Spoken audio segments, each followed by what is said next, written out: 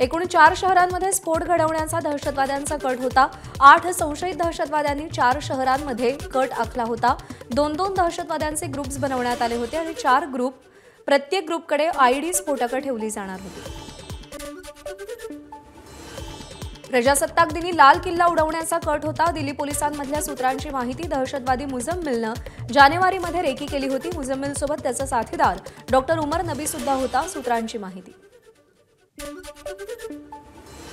दिल्ली स्फोटावेळी गाडी चालवणारा डॉक्टर उमरच होता, यावर शिक्कामोर्तब। डॉक्टर उमरच्या डीएनए रिपोर्टवरून शिक्कामोर्तब झाल्याची माहिती।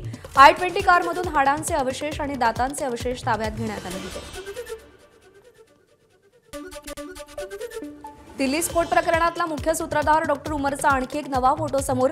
तुर्कमान गेट मशीद परिसरात तो फिरत असतानाचा फोटो। डॉक्टर उमर आणि इतर आरोपींचे जैशशी संबंध। दिल्ली स्फोटातील मुख्य सूत्रधार उमर तुर्कमान गेट जवळच्या मशिदीमध्ये गेल्याचे सीसीटीव्ही फुटेज समोर। लाल किल्ल्याच्या पार्किंगमध्ये येण्यापूर्वी उमर तुर्कमान गेट जवळच्या मशिदीत गेला होता।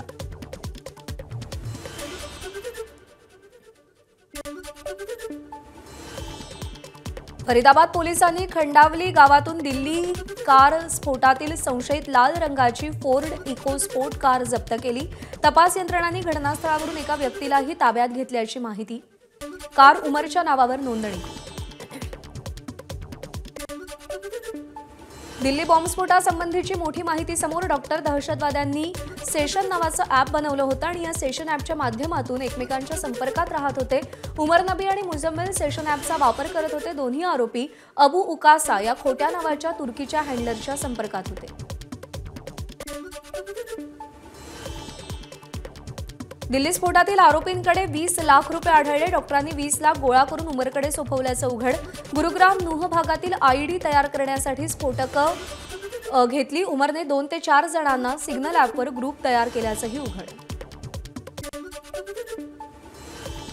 मुझम्मिलच्या घरामध्ये मिळालेल्या डायरीत दहशतवादी कटाची माहिती। डायरी आणि नोटबुक पोलिसांकडून हस्तगत। दहशतवादी कटाची अनेक दिवसांपासून आखणी सुरू होती। डायरीमध्ये 25 जणांची नावं मिळाली। बहुतांश लोक जम्मू काश्मीर आणि फरीदाबादचे। डॉक्टर शाहीनचं कानपूर कनेक्शन उघड। शाहूजी महाराज कानपूर विद्यापीठात शिक्षण घेतल्याचा दावा। डॉक्टर शाहीनचा फोटो सोशल मीडियात व्हायरल। डॉक्टर शाहीनचे पती डॉक्टर जफर हयात जे व्यवसायानं नेत्ररोग तज्ज्ञ आहेत। घटस्फोटानंतर डॉक्टर शाहीनशी कोणताही संपर्क नसल्याचं त्यांनी सांगितलंय। दिल्ली स्फोट प्रकरणी एटीएसनं कानपूरमधील डॉक्टर आरिफला ताब्यात घेतलं। डॉक्टर दिल्ली स्फोटाच्या दिवशी शाहीनच्या संपर्कात होता। शाहीनचा भाऊ डॉक्टर परवेजच्या चौकशीत अनेक धक्कादायक बाबी उघड झाल्यानंतर एटीएसची कारवाई। दिल्ली बॉम्बस्फोटासंदर्भात देशभरात छापे। जम्मू आणि काश्मीर पोलिसांनी आतापर्यंत 3 डॉक्टरांना अटक केली आहे। पुलवामा येथील डॉक्टर सज्जाद आणि शोपिया येथील डॉक्टर सुहेल अहमद पारा यांचीही चौकशी करण्यात आली आहे। दिल्ली स्फोटाप्रकरणी अल फलाह विद्यापीठात आतापर्यंत 70हून अधिक लोकांची चौकशी। 6 जणांना ताब्यात घेतलं असून त्यांचीही चौकशी सुरू आहे। स्फोटाच्या ठिकाणाचा परिसरात फॉरेन्सिक टीमकडून कसून शोध। स्फोटाच्या आसपासच्या इमारतींमधून पुरावे गोळा। शेजारील इमारतींवरती अजूनही मानवी अवशेष आढळत आहेत। एनआयए टीमकडून परिसरात कसून तपास। दिल्ली स्फोटानंतर जम्मू आणि काश्मीर पोलिसांनी शोपिया येथील रहिवासी इमाम इरफान अहमदसह 7 जणांना अटक केली आहे। डॉक्टरांना कट्टरपंथी बनवण्यात इरफाननं महत्त्वाची भूमिका बजावल्याचा आरोप आहे, परंतु त्याच्या कुटुंबानं हे आरोप फेटाळलेत। जम्मू आणि काश्मीर पोलिसांनी हरियाणातील मेवात येथील एका मौलवीलाही ताब्यात घेतलंय। इश्तियाकला श्रीनगरला आणण्यात आलंय। तो फरीदाबादमधील अल फलाह विद्यापीठ कॅम्पसमध्ये भाड्याच्या घरात राहत होता। पोलिसांनी त्याच्या घरातून 2500 किलोग्रामहून अधिक अमोनियम नायट्रेट, पोटॅशियम क्लोरेट आणि सल्फर जप्त केल्याची माहिती। दिल्लीतील स्फोटाचं नवं सीसीटीव्ही फुटेज समोर आले। लाल किल्ला मेट्रो स्टेशन जवळ भीषण स्फोट झाला होता। या स्फोटाप्रकरणी आतापर्यंत 6 दहशतवादी डॉक्टर ताब्यात। दिल्ली स्फोटानंतर लाल किल्ला मेट्रो स्टेशन पुढील सूचना मिळेपर्यंत बंद राहणार। दिल्ली मेट्रो रेल कॉर्पोरेशनची माहिती। दिल्लीतला स्फोट हा दहशतवादी हल्लाच केंद्र सरकारकडून घोषणा। केंद्राकडून पहिल्यांदाच दहशतवादी हल्ल्याचा उल्लेख। या हल्ल्यामधील सर्व शक्यता तपासून बघणार असल्याचं केंद्रीय गृहमंत्री अमित शहांचं वक्तव्य। मुख्यमंत्री फडणवीस यांच्यासह एकनाथ शिंदे आणि मंत्रिमंडळातील 8 ते 10 मंत्री आज नाशिक दौऱ्यावर। कुंभमेळ्याच्या पार्श्वभूमीवर अनेक कामांचं भूमिपूजन, जिल्हा परिषदेच्या नवीन इमारतीचं उद्घाटन देखील करणार। शरद पवारांच्या राष्ट्रवादीतील सुभाष पवार आज भाजपत प्रवेश करणार। मुंबई भाजप प्रदेशाध्यक्ष रवींद्र चव्हाण यांच्या उपस्थितीत हा पक्षप्रवेश सोहळा पार पडेल। नाशिकमधील चांदवडचे माजी आमदार शिरीष कोतवाल आज भाजपत प्रवेश करतील। मुख्यमंत्री फडणवीसांच्या उपस्थितीत नाशिकमध्ये हा पक्षप्रवेश पार पडेल।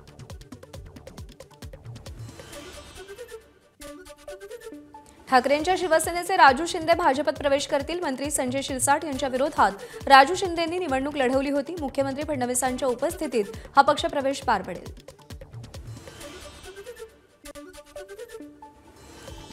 दोंडाईचाच शरद पवारांच्या राष्ट्रवादीला मोठा धक्का। 4 माजी नगरसेवकांचा मंत्री जयकुमार रावल यांच्या हस्ते भाजपत प्रवेश। नगर परिषद आणि नगरपंचायती निवडणुकीच्या पार्श्वभूमीवर राजकीय घडामोडींना वेग। पंढरपूरमध्ये एकाच वेळी माढ्याच्या 4 तहसीलदारांची उपजिल्हाधिकारीपदी नियुक्ती। किरण सुरवसे, प्रदीप उबाळे, गणेश शिंदे, गणेश मोरे अशी अधिकाऱ्यांची नावे आहेत। उपमुख्यमंत्री अजित पवार आज बारामतीच्या दौऱ्यावर। नगरपरिषद आणि माळेगाव नगरपंचायतीच्या इच्छुक उमेदवारांच्या अजित पवारांकडून मुलाखती। मुंबईतील शिवाजी पार्क सेना भवन परिसरात ठाकरे बंधूंचे बॅनर। बाळासाहेब ठाकरेंनी राज ठाकरे उद्धव ठाकरेंवर त्यांच्या खांद्यावरती हात टाकलेला फोटो। ठाकरेंचा सेवक तोच मुंबईचा नगरसेवक असा आशय। मुंबई महानगरपालिकेची आरक्षण सोडत जाहीर झाल्यानंतर राज ठाकरेंकडून निवडणुकीची रणनीती सुरू। आरक्षण सोडत जाहीर झाल्यानंतर राज ठाकरेंनी इच्छुकांची यादी मागवली।